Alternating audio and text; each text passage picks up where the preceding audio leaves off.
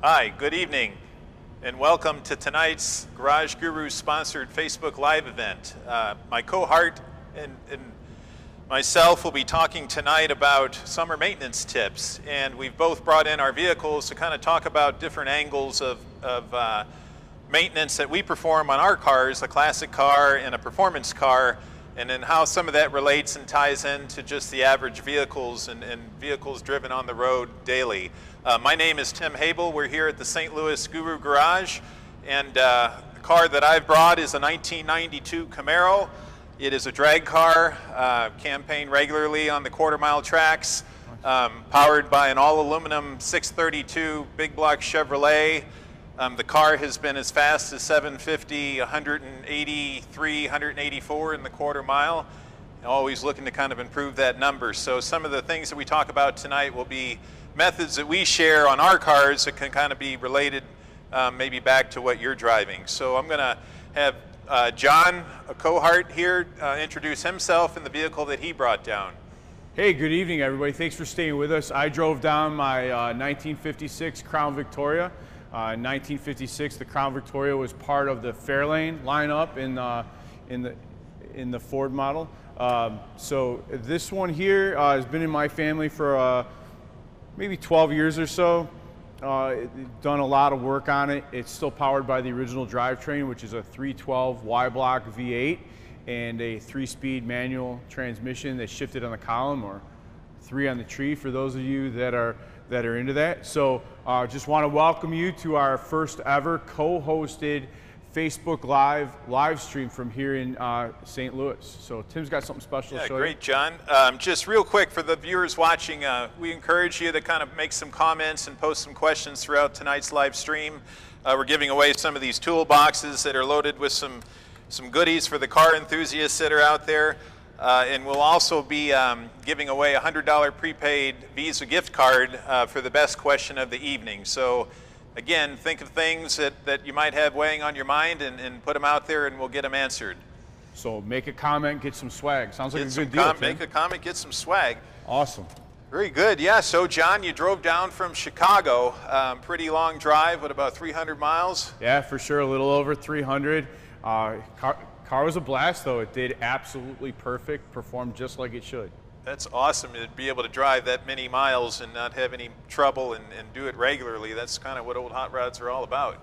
Yeah, you know, I mean, a lot of people said, you're really going to drive that all the way down there? And I thought, well, that's what people did when the car was new, right? I get it. It's 60 plus years old, but you know, Tim, you do good summer maintenance, you take care of the car, you address the things that need done, and cars work how they're supposed to. That's a great point. So like from a maintenance standpoint, as you prepared for the trip down, got that 300 miles going back the other way, you know, what were some of the things that you did to the car to get it ready for this? Well, I'll tell you, I paid a little bit more attention than I do when I haul it out of the garage for the first time every year. You know, of course, it sleeps in the garage all winter because Chicago winters are pretty rough, got salt on the roads, and like to keep it looking good. So, you know, just pulled it out and checked the tire pressure, checked all the fluids, got underneath it, checked the fluids in the diff and the transmission and things like that. Changed the oil, of course. Also did a brake job. Was able to put brand new Wagner pads on it, cut the rotors, packed some new National bearings, got those in there. So wait a minute, John, you're telling me, wait, 1956 and you put some pads and rotors on? You have to explain that for some of the viewers here. Yeah, I guess I hope somebody, I got a classic car buff out there that caught that one. But yeah, has been modified. You know, I do like the nostalgic look. That's why I still run the old drivetrain. But you know, safety first. You know, you just like you get significant investment going down the track. I'm driving this around. You got to stop safely. I drive my family around in this car. So yeah, the brakes have been converted to power disc. Vacuum booster, so not exactly 2018 technology, no ABS, traction control, stability control, all those other automated things, but definitely a jump forward from 56 with, you know, what we used to call the suicide master, the one chamber, you know, where you lose one wheel cylinder. You're out altogether, yeah, it's all over. So that's a great point about summer maintenance and some of the items. You know, it's, you know, during the summer months, kids are out of school, families are planning vacations. You know, some of the maintenance items that John prepared for coming down here are same maintenance items that a lot of the viewers tonight could plan and apply accordingly to their vehicles, such as checking tire pressure, right? That's one that goes unnoticed. It can easily give you some better miles per gallon, stretch the gallon of gas a little bit further. Oil changes, regular intervals like that. We'll talk about that a bit later as they vary dramatically. But you mentioned tune-up. Yeah, right? for sure. Doing some tune work on the engine. And, yeah, there's a phrase that's not so common today, but take a look at the old Y block here. Anyway, so yeah, when we think tune-up, one of the first things that comes to mind, of course, is spark plugs. Of course. And that's something that a lot of people, if they're a little bit ambitious, they'll try to do themselves as well. Of course, you look at your car and the engine's right here. It's pretty in your face, and if I look down this side of my engine, I could see 4 spark plugs. But what happens when you pop a hood today? Oh, geez, yeah. Engine covers, intake manifolds. I mean, accessibility is not for the average person. Yeah, for sure. So this thing got a brand new set of Champion plugs this time out. You're changing spark plugs. A few things you just want to be aware of. There's really only a small handful of different threads. So just make sure that you check the part number, because just because it threads into the hole doesn't mean it's right. They have different reaches, and you can cause engine damage just by putting the wrong spark plug in. The next thing you want to do, of course, is especially on a copper plug like this, check the gap. That'll be in your service manual under the tune-up specs. So I set the gap on mine, and then last but not least, torque the thing in properly. So you see on the back here, and you could look it up in your service manual for a specific application-specific torque spec. But this one here is a taper seat plug for my application. So the little gasket, I take it off, and there's a taper on the plug which meets the taper in the head. Once that lines up, you give it just a 1/16 of a turn, and it's tight. If you use the gasket, I think you do, right? Use the gasket? I've got a gasket seat on my, Okay, cool. So yeah, you bring it down until everything touches and it seats, and then it gets a half a turn, okay? So that's it as far as probably just the spark plugs. Other than that, Tim, I've still got a distributor in my car, so I've got to set the timing. So I grab my timing light. I wonder how many of them out there still have a timing light in the toolbox. That's a great point. There's a tool that doesn't get pulled out every week, every month, every 6 months, right? I mean, just for cars like these, I still use a timing light, even though I've got, a coil near plug ignition with a crank trigger and a cam sensor. I use it to kind of validate that the ignition system is where it needs to be, the timing retards work for the nitrous oxide, and certainly a tool that I would use in preparing my car for an event. Yeah, critical tool. Definitely. So yeah, that's a great little story on tuning up an old platform, right? Distributor, wire, cap, rotor. Well, and the good thing though is I don't have to worry about points anymore. Those left this car a long time ago. Went with an electronic ignition. Just again, reliability, a little bit less maintenance, things to take care of. Not setting any more dwell either, right? That's a plus. For sure. So, back then, recommended change interval on these plugs, I believe, was about 12,000 miles. So, which gets me somewhere between 2 and 3 seasons. I like to see at least 3,000, if not maybe 4,000 or 5,000 miles of use every year out of this thing. Cars today, you'll see up to 100,000 miles. We have double platinum plugs out there, iridium coated plugs. So all of those will have, vastly different change intervals. So, I think 10,000 miles, Tim, and you're quarter-mile warrior here. I mean, yeah, that's something I would probably never hit. But, that it is a good point about a summer maintenance item and checking plug interval replacements. I mean, a lot of times you can lose a couple miles to the gallon with some worn plugs, not firing properly, not burning all the air fuel. In my case, that's a big issue because I'd be down on power. And in this application, it's really all about like getting to the other end of the track fastest, so I want to get all the power I can. You also mentioned too, John, like one of the things on your car where you basically reference a catalog for plug application. Right. Once you get into the modified world, you don't look up plugs by catalog. You're kind of looking them up by, what size plug fits the cylinder head and based on the cylinder head design. And one of the more common ones in the performance world is a gasketed seat 3/4 reach shank. Tends to fit most aftermarket heads that are out there, which Champion provides a full offering of high performance plugs. They allow or offer heat ranges that get down into the very cold heat ranges, which is where the bigger, higher performance, higher horsepower engines tend want to be at in terms of heat range. But along the lines of plugs, John, I don't really have a mileage interval, but I'm basically taking my spark plugs out after every quarter-mile hit. No kidding, it's a lot of maintenance. It is a lot of maintenance, but so in this application, especially in a nitrous oxide power plant, the reading of the spark plugs and the tuning that you can perform based on what the plugs are telling you is really essential in maximizing the engine's performance. So I'll show you a couple of different tips that I use in preparing the car for racing, and then while racing, what I'm looking at as I'm making tuning adjustments. So on today's plug, when you talked about setting timing, again, you could look in a service manual and find a factory timing spec, but in this world there really isn't a factory timing spec. You got to find what the engine is most happy with, and of course where it's making the most power. Right. And so one way that you can do that is by reading the timing mark on the ground strap of the spark plug electrode.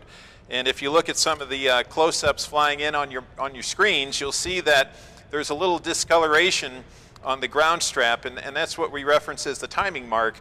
And in the perfect world, you'd like to get that running somewhere around the radius on the ground strap. It's not too hot, not too cold.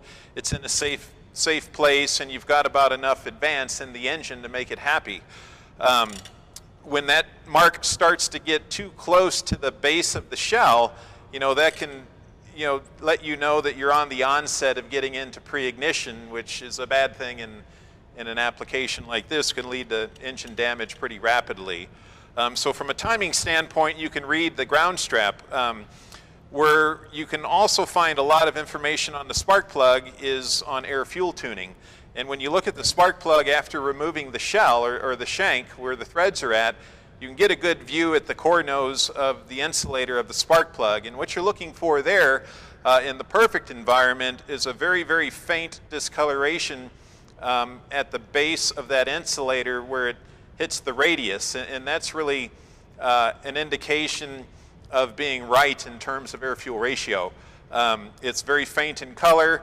The engine's going to be at its maximum power level there, as opposed to a situation like this where you see a heavy carbon ring at that radius, which really kind of indicates that the engine's running rich, you're losing power, and it's not optimum. So a lot of information, John, in the plugs that I run in this engine in any performance application. Good deal. Well, when I think about creating a hot ignition spark, Tim, of course you're not going to get that unless the heart of the system, or for this anyway, is the battery. You're not going to get that unless you have good battery health. So one of the things I did before I came down too is I looked at the old maintenance type battery I had, the ones with the little plugs you got to take off and put new water in. So Champion's got a full line of maintenance free batteries. So I put that in. Now, of course, I don't change the battery every year, but I do like to keep it clean. You do have to check the terminals, so you can use a brush, special battery terminal brush, one to clean the post, one to clean the clamp, and then other than that, keep the top of the battery really clean, and not just so it looks nice, but if there's dirt and grime and different corrosion across the top of your battery, we get what we call surface discharge, right? And you've seen some of the pictures that the rest of the trainers have passed around. We've showing 9 and 10 volts of discharge across the top of the battery. So that could lead to a no start. And then in your case, where you're looking for peak electrical system performance every time you use it, it could degrade that, right? Yeah, I basically charge, John, between every run just so the battery's at the top voltage capacity and all the electronic systems work as intended. Taking no chances. But another summer maintenance item as we talk about batteries that kind of pertains to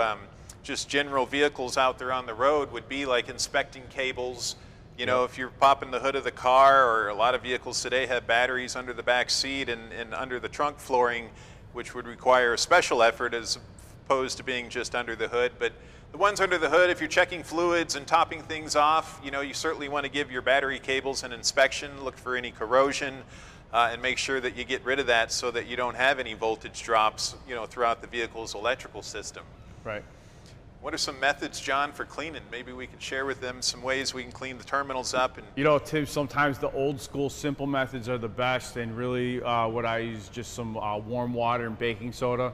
you know, if you got an old toothbrush or something like that, and just kind of clean Scrub up the them top clean. of that, rinse it with some clean Let water. the chemical do its thing, yeah. Yeah, let that do its thing, you know, just kind of counteracts the battery acid and helps it keep from forming again. You know, if it was something that's kind of like growing on the cable, which is kind of weird, but that's what happens. And then there's some products out there, you know, too, that you can buy to spray to seal off the cleaners and insulated stuff. after the fact, yeah. Yeah, some applications are just super stubborn though. You know, that stuff just comes back. I have to replace some terminals or replace a cable. Yep. So yeah, I heard you mention the 312Y block is an original piece, runs like a watch, you know, just maybe has a few oil leaks you referenced and talked about you wanted to detail the engine bay. So what are the future plans for the motor? So yeah, a couple things. I'm gonna grab something here. I've got my, I got this from, Sealed Power Vintage. They have, this is just a timing set, so it's one of the things I'm gonna do. This fall I'd like to pull this out and kind of repaint underneath here, reseal the engine, repaint it, but we'll talk about sealing in a second. But you know, Sealed Power's got these, Vintage has these timing sets, and then they also have, you know, the rest of your engine hard parts, pistons, valves, rings, you know, different things like that. A lot of times I'm out there driving the car to an event or, you know, just stop for gas somewhere or whatever, and somebody will ask, you know, what's under the hood, or, you know, what's it run or whatever. And, you know, I tell them it's original, and they're kind of surprised, you know, because you can't walk into the local Ford dealer and say, hey, give me a timing set for my 56Y block, or, you know, a lot of the shiny parts and stuff like that are hard to get to, and local parts houses, you know, they'll help you out, you know, if they've got the old paper books, you know, or hop on Sealed Power website and take a look at this stuff. That's a great point. Yeah, the Sealed Power Vintage line is so complete back for those 40s, 50s, and 60s applications. Yeah, even further too. Yeah, it's one of the great nuggets of product line that the Federal-Mogul offering, you know, provides. So then it's going to get resealed too. I know you're picking on me earlier because my rear main. Yeah, you know that rope seal probably doesn't seal up really well. Yeah, what Tim's talking about, the mains on these and also on some older vehicles as well were sealed with asbestos rope, which required, you know, soaking it and cutting it and all this different prep work. Special fitting, yeah. Yeah, and it's just, even once you got it right, you know, and let's face it, you took all these measurements to blueprint an engine and build it right and do all these things and torque everything together, and then, you know, you're playing with a rope to get it sealed. It just doesn't seem right, you know. Yeah. So fel-pro's got a updated graphite impregnated one, so that'll go into this one. Great problem solver, yeah. Yeah, and hopefully take care of a lot of that. You know, it'll get a whole fel-pro kit. I've replaced a couple of the gaskets. You know, like the valve covers have been done a couple times every couple of years. Get several thousand miles on it, and I'll get a little ticking or something like that, and so I'll adjust the valves. Yeah. You know, old school cork gasket underneath there, so it's, you know, it's a one-use deal. A little bit of scraping and everything, yeah. Yeah, but I noticed on yours, Tim, underneath your valve cover, you got that Telltale fel-pro blue cover. You want to talk about that? Yeah, I do, absolutely. You know, so obviously in a performance application, requires the use of a lot of performance-based gaskets. My engine combination with the nitrous oxide, I run a vacuum system on the engine to kind of keep the engine under 15 inches of vacuum to keep the chambers clean, keep oil free, and keep it from detonating.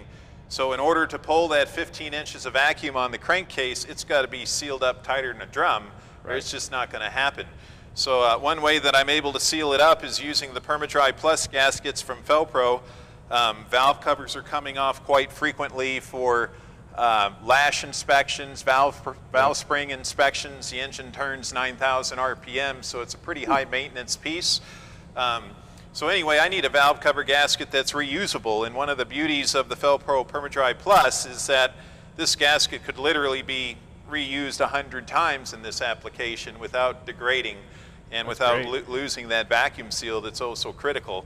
Also has a metal carrier that keeps it rigid, helps it keep its shape and keep from blowing out, has compression limiters to prevent it from being over tight, and it's just a great piece overall, John. For sure. You know, a pro tip on the installation of a gasket like this, and we also have them, Tim, oil pans and things like that, right? Very similar design. But a pro tip on the installation, if you notice, as Tim's holding that thing, there's special grooves in it to grip where it's sandwiched in between, and then there's different little divots there, and every single one of those has a job. So this gasket goes in completely dry so that it can do its proper job. A lot of times we see them returned or whatever. They got different types of sealant and different people's methods all over them.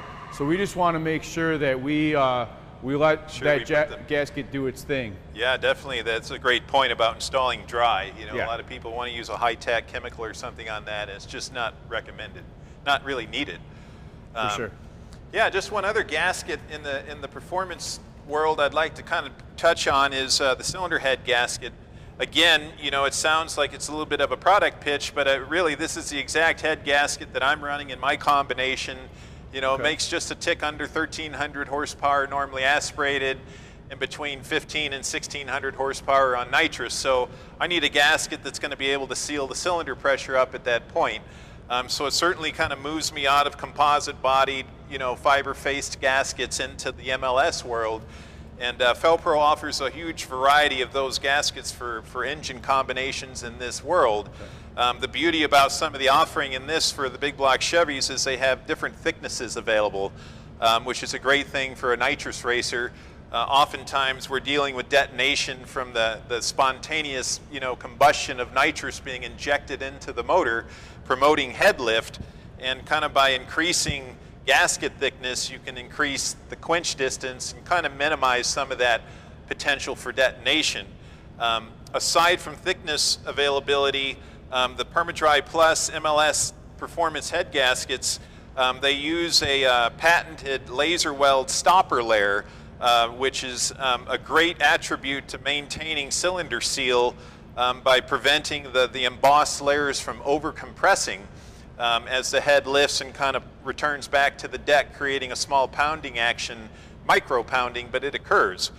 So that laser weld stopper layer helps, you know, reinforce that combustion seal. Tim, when you're on the throttle and that nitrous kick comes in, that cylinder pressure spikes up pretty quick, right? Skyrockets. Does that contribute to that head lift? Yeah, a lot of that head lift is from that, you know, severe combustion, you know, from the nitrous oxide. Right. So because of that, does a gasket like that, even, you know, as high tech as it is, does it have to be retorqued? Oh, that's a great point. The PermaDry Plus gaskets are permatorqued by design, so they don't require any retorque. Once they take a set, they take a set. And, you know, that's attributed to the use of good fasteners, Gotcha. proper installation, proper torquing to get that good seal. But, yeah, the gasket does its job. A lot of people oftentimes ask about reusing these, John, a lot like reusing the valve cover gasket. And unfortunately, unlike the valve cover gaskets, you know, these really aren't reusable. I'm not going to say that they wouldn't function, but we don't recommend using them more than once. Once the engine's been heat soaked and ran, this gasket really should be serviced if you're tearing it down for any kind of engine maintenance. So just wanted to put that out there as well. And the other thing real quick while it's on my mind is coatings. These come with a polymer coating, FKM, which is a very high temperature based top coating for sealing the fluids. And we don't recommend either any kind of additional spray on top of the gasket during installation. You know, as long as the block finish is right, flat, smooth, you know, you should be good to go. Especially in the vintage crowd, I always hear a lot of discussion, you know, about installing head gaskets and copper sprays and other different things. So, you know, whether it's the fiber coated or the MLS, you know, just leave those guys alone. Definitely, yeah. Clean and dry is something we recommend. Good stuff. So, John, you mentioned kind of coming down here to St. Louis on that 300-mile ride, and you hit a little bit of a pocket of rain a couple of times through, and just kind of curious how you fared through that bad weather. You know, it wasn't too bad, Tim. I'll just show you a couple things up here. I did replace the wiper blades before I took off, but you know, more than really the rain, it was the bugs, man. You know, as you saw yesterday when I got here, I cleaned bugs off the front of this thing. I mean, there was bugs that had other bugs' guts on them. It was so layered with them. But anyway, ANCO does have vintage wiper blades. ANCO regular line and the Champion line of wipers, you know, they'll fit in everything. But, you know, the vintage ones, I mean, you know, a lot of the reason why I run this car is the nostalgia aspect. So it's kind of you know, period correct, right? Yeah, it has nothing. Steel-bodied frame, keeps the look authentic. Yeah, it's a nice offering. Yeah, for sure. Nothing really looks like that. So, you know, I'm looking at your car. You don't even have wipers. Yeah, John, no wipers here. Because plastic windshields. So yeah, I mean, it is purpose built, like we kind of discussed earlier in talking. And yeah, everything's got a job, right? Everything's got a job. No HVAC system. It's all in an effort to make the car light, things easy, accessible to work on. So no wipers here. No rain. You know, sunny days only, quarter mile at a time. So a cabin air filter is probably not going to be something that's on the top of your list. I don't have one. Yeah, well, but a lot of cars today, right? Yeah, unfortunately, my car is about 50 years too old to have one. But you know, a good summer maintenance item that you can do yourself. And there's no, you know, curiously for the cabin air filters, all the reminder lights and things like that we have, I don't think I've seen one for these, but car could exist with one, but definitely not a common thing. But service intervals, you know, annually is a pretty good rule to follow. Yeah, about once a year is good. I check mine, you know, probably once in between there as well, just because I got one car at home that the cowl's kind of shaped funny, and it collects a lot of little leaves off the one tree that we have. But this one's great. The Champion ones are, they have activated charcoal in them, so it helps deodorize. They say in about 98% of the odors, whether that's something in the car or something that's not in the car, or just you know, industrial fumes or whatever. There are installation notes in the box, so you know, but also you can look up Champion Auto Parts on YouTube, and there's several installation videos with somebody that'll probably look familiar after you've seen this. So check out those cabin air filters. Yeah, well, hopefully you don't get behind a horse trailer on the way back to Chicago, John. Yeah, because I'll have all my windows down, man. Totally. It looks like we got a question coming in from John from Manitoba. Asks, does the Ford have a modern coolant system, electric fans, etc., or what do you do to make sure that it's good for a road trip? Wow, awesome question, John. Yeah, so it does not have anything more modern than what came in 1956 as far as the cooling system goes. No electric fan. I did recently change. AC equipped though, right? AC equipped, yeah. Unfortunately, the AC wasn't going for this trip, but the cooling system, you know, still runs the standard belt-driven fan. I did replace the thermostat with a 170-degree unit last year, and then this year I had some funniness with the temperature reading. So I checked it out. The engine wasn't running hot. I recently put in a brand new temperature sender, and it was enough to give me a good reading on the gauge. And that thing ran somewhere between like 11 and 12 o'clock all the way up. I checked it with temp gun. It was about, you know, awesome. 180, 190 degrees. For that old of technology to be that reliable and for sure, you know, well, we got this much longer. You got a lot of air intake. There's no doubt. Just the opposite over here. I try to close all the airflow off to put it around the car or underneath of the car so that it doesn't slow the car down any wind drag. So for sure. Two totally different approaches altogether. Looks like we have another question. Dana from Detroit asks, how did you guys get into cars? Well, that's a great question. I'll go ahead and answer on my end first. Sure. Let John kind of ponder on it for a minute. When I was young, I just was attracted to like mechanically driven things. Started out with a mini bike, moved into a go-kart, motorcycles, things like that. And just always kind of tinkered, always tried to figure out how they worked. Of course, when they broke, tried to always fix them. Just intrigued by mechanical things. Got a driver's license, kind of was attracted to old cars. I've got a couple of 66 Chevy 2 Novas, or kind of where my heart lies outside of racing. So that was my first car at 15. So I kind of went down the modification road, kind of got into a little racing around on the street, John, and you know, just one thing led to another, and 25, 30 years later, here I am. So that's my story. John, you have any? Yeah, for me, you know, I probably have both my parents to thank for, you know, my love of cars. You know, it's always natural when it comes up. I talk about my dad because when I was about 12, he bought a '49 Ford two-door sedan, and we had that one in the family for a while. And you know, as a young kid, I just loved jumping in it and going to my favorite car shows and different stuff like that. But right after that, I remember my mom taking me to the store, and I picked out a Hot Rod magazine. And from then on, I just wanted to customize and do little things and stuff like that. So this one here used to be Dad's ride. That's why it's not too much of a hot rod.